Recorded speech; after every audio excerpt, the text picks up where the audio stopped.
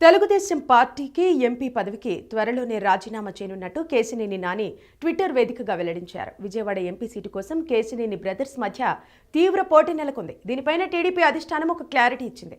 దీంతో కేశినేని బ్రదర్స్ వివాదానికి తెరపడింది. ఈ సందర్భంగా కేశినేని నానికి టికెట్ లేదని హైకమాండ్ తేల్చి చెప్పింది. అయితే తిరువూరులో చంద్రబాబు సభ బాధ్యతలు కేశినేని చిన్నికి అప్పగించింది.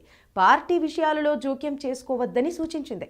ఆలపాటి రాజా, కొనకళ్ళ నారాయణ, నెట్టెం రఘురాం మొదలైన వారు కేశినేని నానిని కలిసి చంద్రబాబు ఆదేశాలను నానికి చెప్పారు. చంద్రబాబు ఆదేశాలను శిరసా వహిస్తానని నాని వారితో చెప్పినట్టు సమాచారం. ఈ సందర్భంగా కేశినేని మాట్లాడుతూ చంద్రబాబు నాయుడు పార్టీకి తన అవసరం లేదని భావించిన తర్వాత కూడా తాను ఆ పార్టీలో కొనసాగటం కరెక్ట్ కాదని తన భావన అని పేర్కొన్నారు. కాబట్టి త్వరలోనే ఢిల్లీ వెళ్లి లోక్సభ స్పీకర్ గారిని కలిసి లోక్సభ సభ్యత్వానికి రాజీనామా చేసి ఆ మరుక్షణం పార్టీలో రాజీనామా చేస్తానని అందరికీ తెలియజేస్తున్నట్టు